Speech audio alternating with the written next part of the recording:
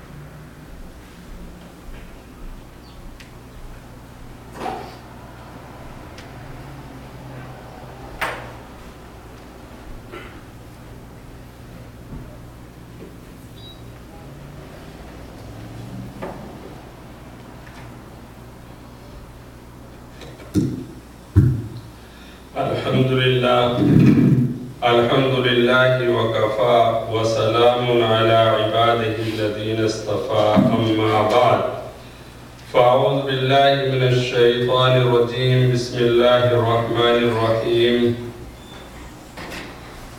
قل يا أيها الذين هادوا إن زعمتم أنكم أولياء لله من دون الناس فتمنوا الموت إن كنتم صادقين ولا يتمنونه أبدا بما قدمت أيديهم والله عليم بالظالمين قل إن الموت الذي تفرون منه فإنه ملاقيكم ثم تردون إلى عالم الغيب والشهادة فينبئكم بما كنتم تعملون صدق اللہ العظیم. قرآن مقدس کی ایک سورت ہے، اس کا نام ہے سورہ جمعہ. میں نے اس وقت میں اس کی کچھ آیتیں آپ کے سامنے پڑھی ہیں. 5 6 7 آیتیں ہیں، یہ نمبر ہیں آیتوں کے 5 6 7. اس سے پہلے والی صورت میں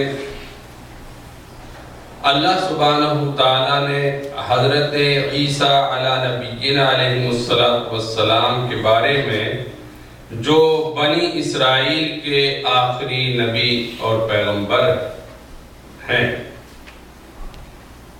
دنیا میں ان کے تشریف لانے کی وجہ بیان فرمائی ہے کہ حضرت عیسیٰ علیہ السلام کا دنیا میں تشریف لانے کا بنیادی مقصد کیا تھا، آپ کا کیا کام تھا.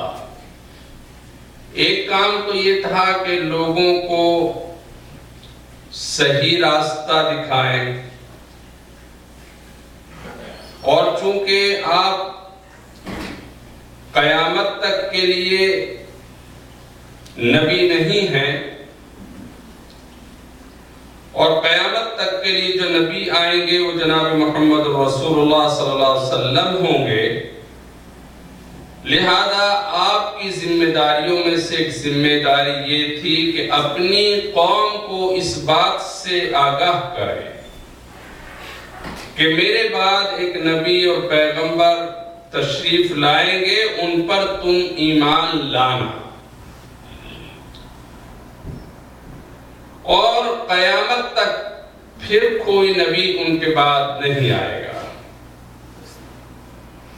عیسیٰ علیہ السلام جو آسمانوں پر زندہ اور حیات ہیں، اور یہ عقیدہ عیسائیوں کا بھی ہے، وہ بھی یہی کہتے ہیں کہ عیسیٰ علیہ السلام آسمانوں پر حیات اور زندہ ہیں، اور ایک بڑی تعداد کا یہ بھی کہنا ہے کہ عیسیٰ علیہ السلام دنیا میں تشریف لائیں گے۔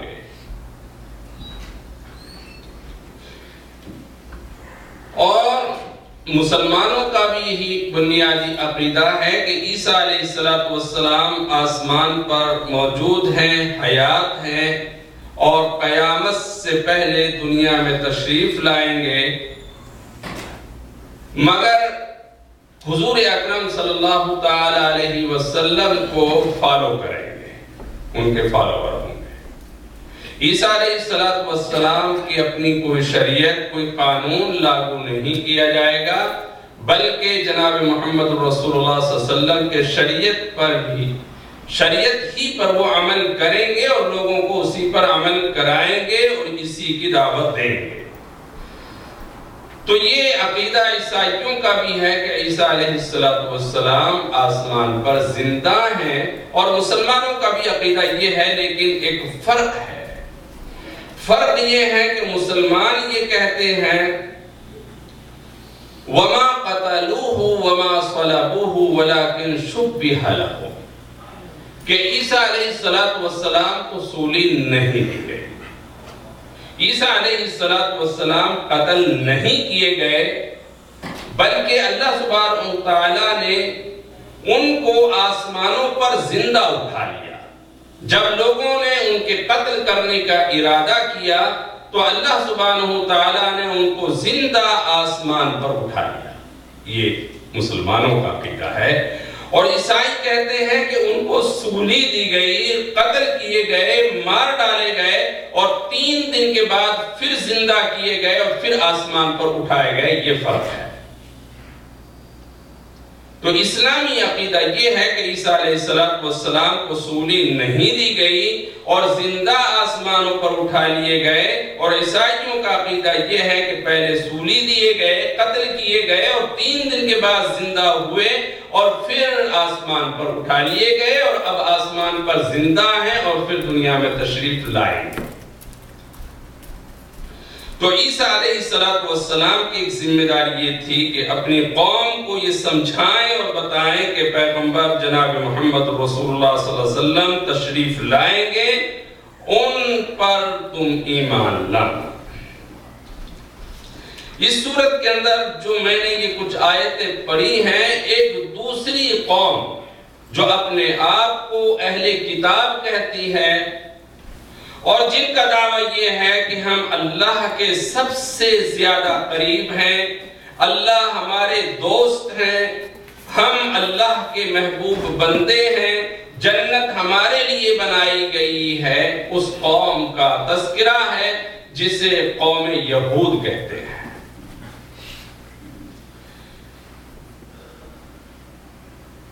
اس آیت پر کچھ کہنے سے پہلے یہ بات سمجھنا چاہیے کہ اللہ سبحانہ تعالی کے پیارے رسول ہیں جناب محمد رسول اللہ۔ یوں تو سارے ہی نبی پیارے ہیں، سبھی اللہ کے محبوب بندے ہیں، لیکن حضور اکرم صلی اللہ تعالی علیہ وسلم کی شان کچھ مختلف ہے۔ وہ پیاروں کے پیارے ہیں، اور جو ان کا پیارا ہے وہ بھی اللہ کا محبوب ہے۔ چنانچہ حضور اکرم صلی اللہ تعالی علیہ وسلم کی امت بھی حضور اکرم صلی اللہ علیہ وسلم کو پیاری ہے، اس لیے کہ رسول اللہ اپنی امت سے محبت فرماتے تھے، اور جس سے جناب محمد رسول اللہ صلی اللہ علیہ وسلم محبت فرمائے، اللہ بھی اس سے محبت فرماتے ہیں۔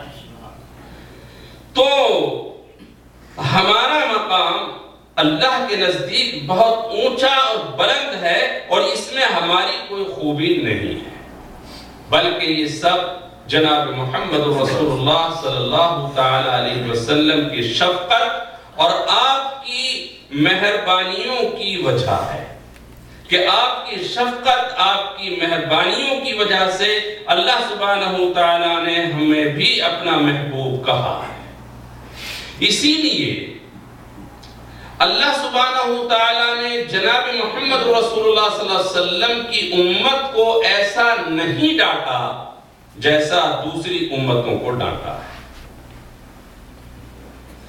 ان کو نصیحت بھی قرآن کریم نے کی ہے تو بہت ہی نرم لہجے کے اندر، دوسروں کو اشارہ کر کے ان کو نصیحت فرمائی۔ تو یہ 3 آیتیں جو میں اس وقت میں آپ کے سامنے تلاوت کی ہیں، ان کا تعلق قوم یہود سے ہے، مگر امت محمد صلی اللہ تعالی علیہ وسلم کو نصیحت ہے اور عام انسانوں کے لیے نصیحت ہے، اس لیے کہ قرآن عام ہے اور تمام انسانوں کی بھلائی اور فائدے کے لیے اتارا گیا ہے۔ اس لیے بے شک ان آیتوں میں خطاب ہے قوم یہود کو، اور ان سے ایک مناظرہ ہے۔ مناظرہ اس کو کہتے ہیں کہ آدمی کے سامنے کچھ ایسی گفتگو کی جائے کہ جس گفتگو میں وہ اپنی ہار مان لے اور یوں کہہ دے کہ میں ہار گیا ہوں اور میں جو دعویٰ کر رہا ہوں وہ غلط ہے، تم سچے ہو اور تم اپنی بات پر حق ہو۔ اس کو کہتے ہیں مناظرہ۔ اللہ سبحانہ تعالیٰ نے قوم یہود کے ساتھ ایک مناظرہ فرمایا ہے، یعنی اپنی ایک بات پیش کی ہے اور ان سے جواب طلب کیا ہے کہ تم اس کا جواب دو، یا پھر اقرار کرو اور مان جاؤ کہ میں جو کچھ کہہ رہا ہوں وہی صحیح ہے اور تم جو کچھ سمجھتے ہو وہ غلط ہے۔ وہ کیا چیز ہے؟ حضور اکرم صلی اللہ تعالی علیہ وسلم کی زبانی کہلوایا گیا، یا رسول اللہ آپ ان یہودیوں کو ایک بات کہیے کہ تم لوگ جو یوں کہتے ہو کہ ہم اللہ کے دوست ہیں، ہمارا اللہ سبحانہ تعالیٰ سے بہت گہرا تعلق ہے، تو یا رسول اللہ آپ ان سے کہیے اے یہودیو ان زعمتم، اگر تم کو اس بات کا دعویٰ ہے اور تم یوں کہتے ہو انکم اولیاء للہ من دون الناس، کہ صرف ہم ہی اللہ کے دوست ہیں، ہمارے سوا کوئی اللہ کا دوست نہیں ہے، صرف ہم ہیں، اللہ سبحانہ وتعالی صرف ہم ہی سے تعلق رکھتے ہیں، ہمارے علاوہ کسی سے ایسا تعلق نہیں رکھتے جو تم یہ دعویٰ کرتے ہو۔ فَتَمَنَّوُا الْمَوْتَ إِن كُنتُمْ صَادِقِينَ، تو تم اپنے اس دعوے کی جو یہ کہہ رہے ہو کہ اللہ ہم کو دوست رکھتا ہے، کچھ دلیل دو، کچھ پروف دو اور اپنے اس دعوے کو پروف کرو کہ تمہارے پاس کون سی ایسی دلیل ہے جس بنیاد پر تم یہ کہہ رہے ہو کہ اللہ ہمارا دوست ہے، اس کو پروف کرو۔ اور پروف یوں کرو کہ ایک انسان اگر کسی انسان سے دوستی، محبت اور تعلق رکھتا ہے، کیا وہ اس بات کو پسند نہیں کرتا کہ اپنے دوست سے ملاقات کرے؟ ایک آدمی زبان سے دعویٰ کرتا ہے اور یوں کہہ رہا ہے کہ میں آپ سے بہت محبت رکھتا ہوں، مجھے آپ سے بڑا تعلق ہے، اور وہ پوچھے کہ میاں میرے پڑوس میں تم رہتے ہو، زیادہ دیر کا راستہ بھی نہیں ہے، تم آسانی کے ساتھ آ سکتے ہو، تو پھر ملاقات کے لیے کیوں نہیں آتے ہو؟ بس تمہارے راستے میں اور میرے گھر کے راستے میں ایک پل پڑتا ہے، اسے تمہیں کراس کرنا ہے، اس کراس کر کے میرے گھر تک تو کم از کم آ جاؤ اگر تم میرے سے محبت اور تعلق کا دعویٰ کرتے ہو. لیکن وہ ان تمام تر دعووں کے باوجود اس پل کو کراس نہیں کرتا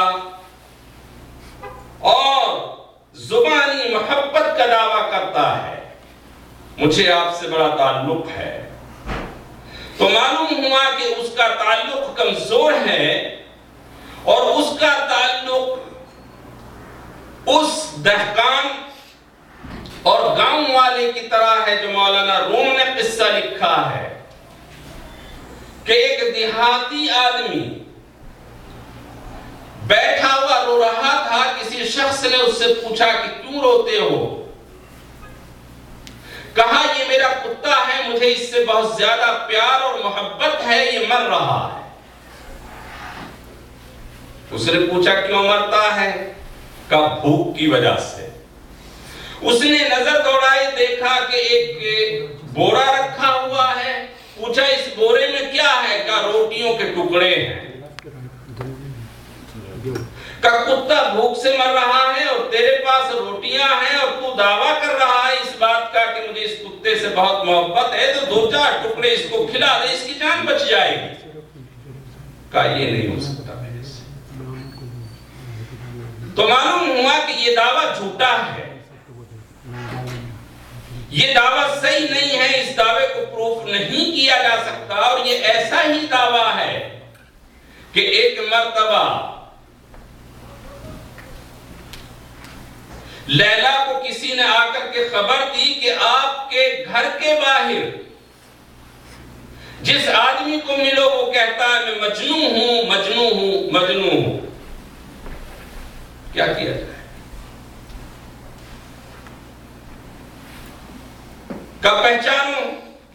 کہ یہ دودھ لے کر کے جاؤ اور پکار کر کے پوچھو کہ کون مجنوں ہے, اسے دودھ پلانا ہے. تو ہر آدمی آگے بڑھ رہا ہے کہ میں مجنوں ہوں, مجھے پلاؤ, میں مجنوں, میں پلاؤ. کنفیوز ہوا آدمی, وہ اندر آیا اور اس نے کہا ہر آدمی یہی دعویٰ کر رہا ہے مجنوں ہوں. اس نے کہا پہچان بہت آسان ہے, کوئی پریشان ہونے کی ضرورت نہیں ہے, ان میں تم پہچان سکتی ہو کہ مجنوں کون ہے, سچا کون ہے اور جھوٹا کون ہے. ایک چھری نکالی اور ایک پیالہ دیا کہ جاؤ باہر جا کر کے کہو کہ لیلا نے خون مانگا ہے. جو جتنے دعویٰ کرنے والے مجنوں سامنے کھڑے ہوئے تھے, جب ان سے کہا جاتا کہ لیلا خون چاہتی ہے تو ہر آدمی پیچھے ہٹ جاتا کہ میں مجنوں نہیں. لیکن جو اصل مجنوں تھا وہ آگے بڑھا. اس نے پوچھا لیلا خون مانگتی ہے کہ ہاں. ایک کٹ لگایا, خون کو ڈالا. تو ہو سکتا ہے یہاں کا خون پسند نہ ہو, یہاں کا پسند, یہاں کا پسند. یہ ہے اصل مجنوں. تو ایک آدمی دعویٰ کر رہا ہے کسی سے تعلق اور محبت کا, اور ایک پل کراس کر کے اس کے گھر تک نہیں جا سکتا. تو یوں کہیں گے کہ یہ آدمی اپنی محبت کے اندر جھوٹا ہے, یہ دعویٰ کرنے والا بالکل غلط ہے. کسی شاعر نے بڑی اچھی بات کہی ہے, میرے پاس سے وہ گزرے میرا حال تک نہ پوچھا, میں یہ کیسے مان جاؤں کہ وہ دور جا کے روئے. پاس سے قریب سے ہو کر کے گزر گئے اور یہ تک نہیں پوچھا کہ تم کس حال میں ہو.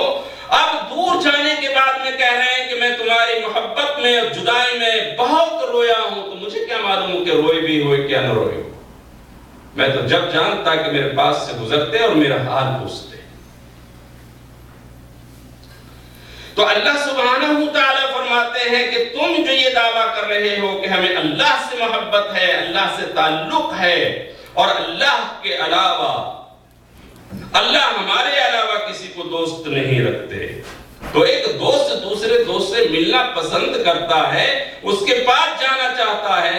ابراہیم علیہ السلام کا قصہ, جن کو تم اپنا پیشوا مانتے ہو, جن کو تم یہ کہتے ہو کہ ابراہیم علیہ السلام کی نسل سے ہمارا سلسلہ چلا ہے, حالانکہ نہ وہ یہودی تھے نہ نصرانی تھے.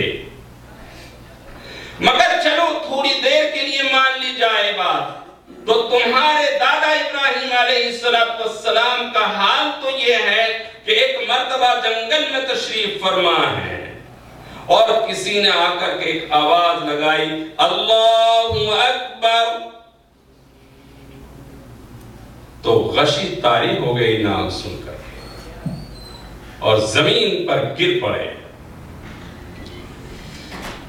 آپ نے کبھی کبھی جانوروں کو دیکھا ہوگا کہ جب ان کو ذبح کرتے ہیں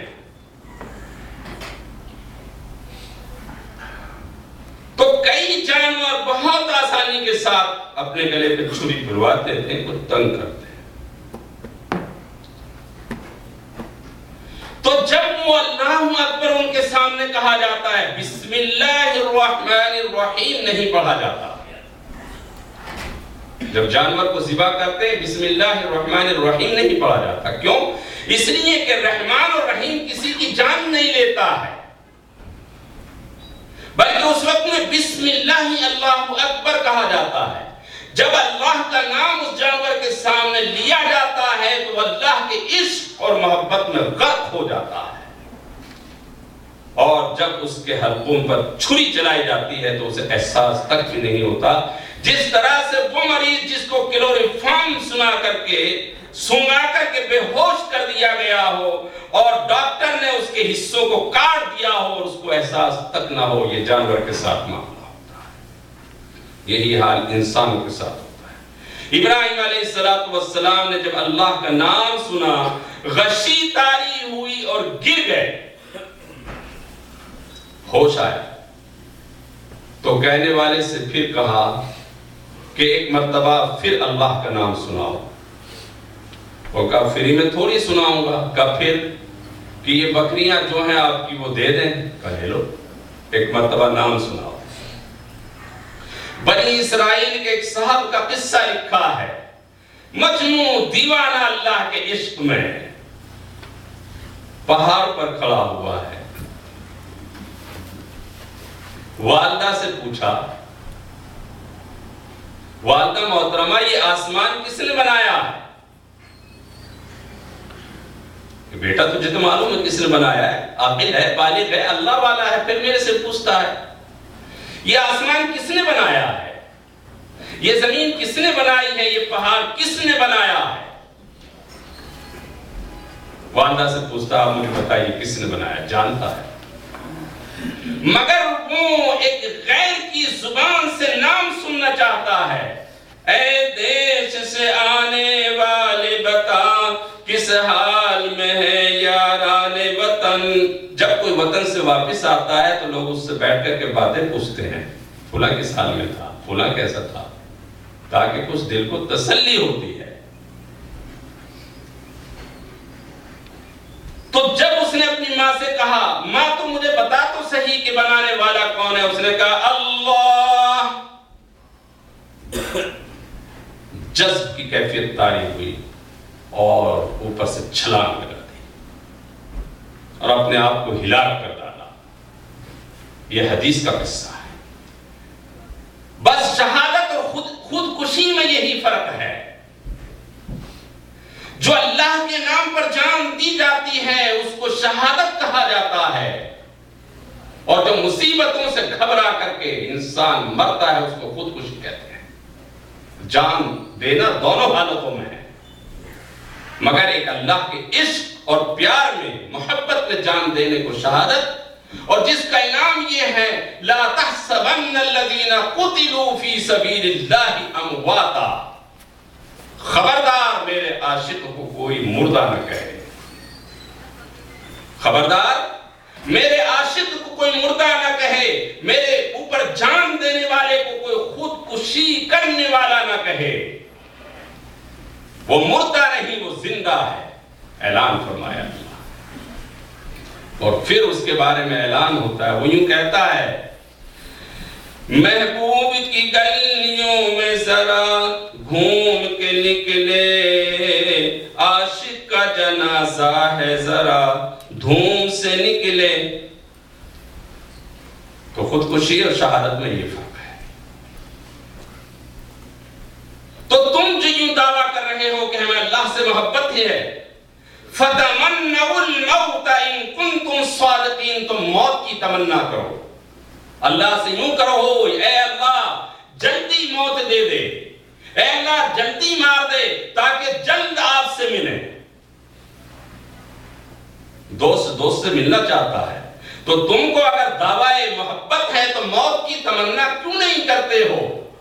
مرنے کو کیوں پسند نہیں کرتے ہو؟ کرو، یا پھر دعوے کو واپس لے لو کہ ہمیں اللہ سے محبت ہے اور اللہ ہم کو چاہتے ہیں، یا تو دعوے کو واپس لو۔ یا عابد الحرمین لو ابصرتنا، ایک شخص نے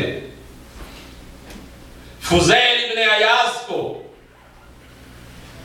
جو حرم شریف میں معتکف تھے،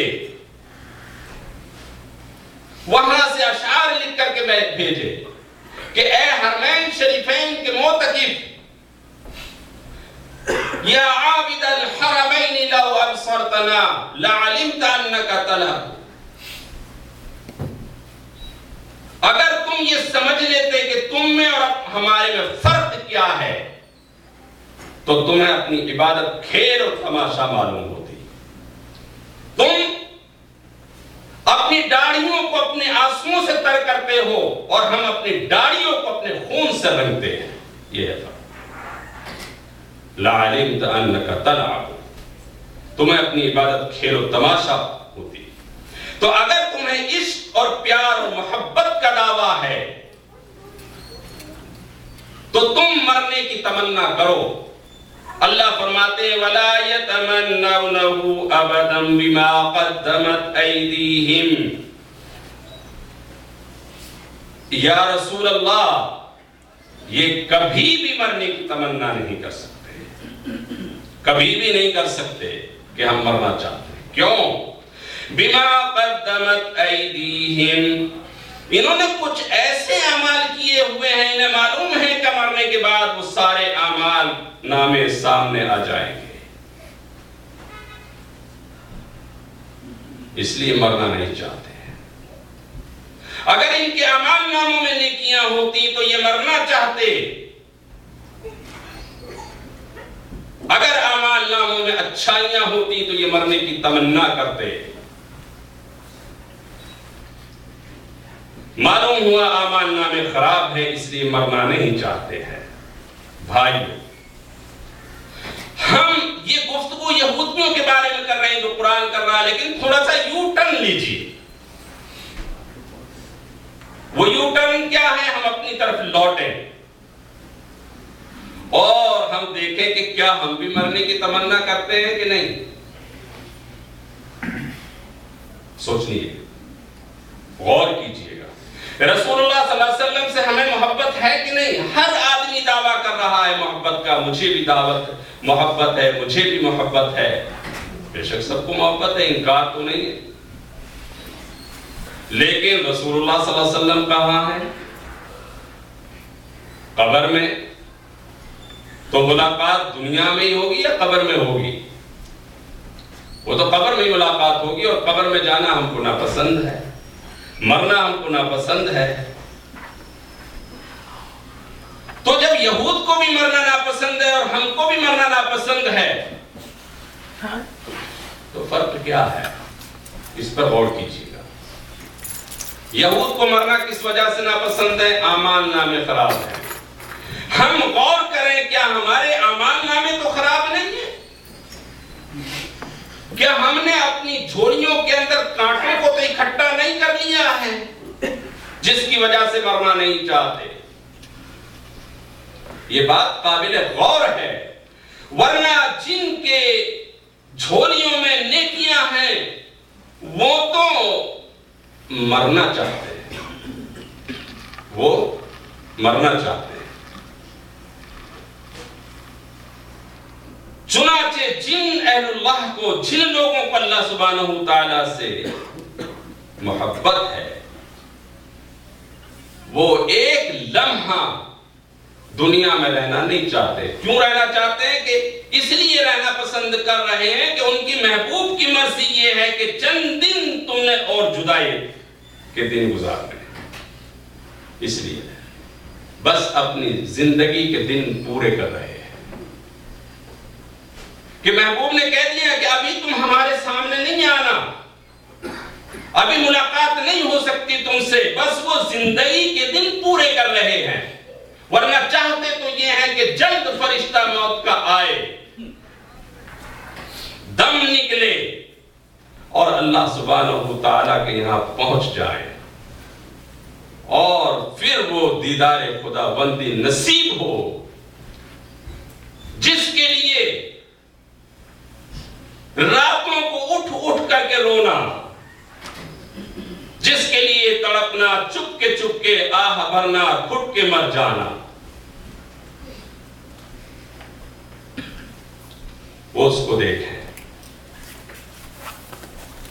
مگر اللہ سبحانہ و تعالیٰ چاہتے ہیں کہ نہیں، ابھی وصل کی گھڑیاں کچھ باقی ہیں، کچھ جدائیوں کے صدمے بھی برداشت کرو، تاکہ جب تمہارا وصال ہو، وصال کو وصال اسی لیے کہتے ہیں کہ اللہ سبحانہ و تعالیٰ سے ملاقات ہو، پیغمبر جناب محمد رسول اللہ صلی اللہ علیہ وسلم کی زیارت ہو۔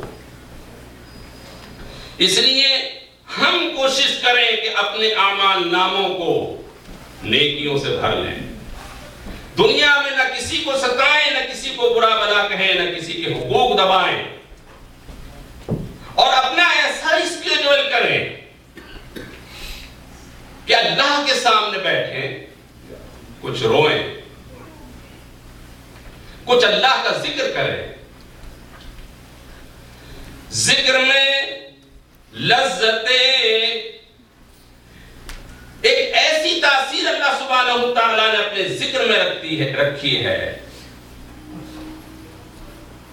کہ نام لیتے ہی نشہ ساتھ چھا گیا۔ ذکر میں لذتیں، تاثیر دور جام ہے، نام لیتے ہی نشہ ساتھ چھا گیا، ذکر میں ایک لذت تاثیر دور جام ہے، وعدہ آنے کا شب آخر میں ہے، صبح ہی سے انتظار شام ہے۔ پورے دن کام کاج میں مصروف ہیں، لیکن اللہ نے کہا کہ صبح کے وقت ملاقات ہوگی، جب صبح کا تڑکا ہوگا، پھر اللہ آسمانوں پر اعلان کرتے ہیں کوئی ہے مجھ سے مانگنے والا کہ میں اسے عطا کروں، کوئی ہے توبہ کرنے والا کہ میں اس کی مغفرت کروں۔ پورے دن اسی انتظار میں گزرتا ہے کہ کب رات ہوگی اور کب وہ صبح کا تڑکا آئے گا، اور صبح اٹھ کر کے پھر اللہ کے سامنے ہاتھ پھیلائے جائیں گے اور پھر رویا جائے گا۔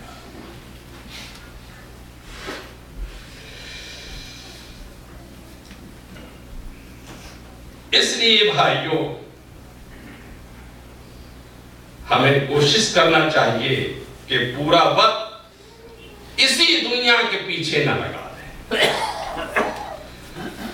کچھ نہ کچھ وقت نمازوں کے علاوہ اللہ کے سامنے بیٹھیں اور زندگی کا مزہ حاصل کریں، تو پھر اس زندگی کا کچھ لطف ہے، اور مرنے کے بعد بھی کچھ لطف ہوگا۔ غفلت کی زندگی سے باہر آئیں۔ حضرت رومی رحمت اللہ علیہ نے اپنے دفتر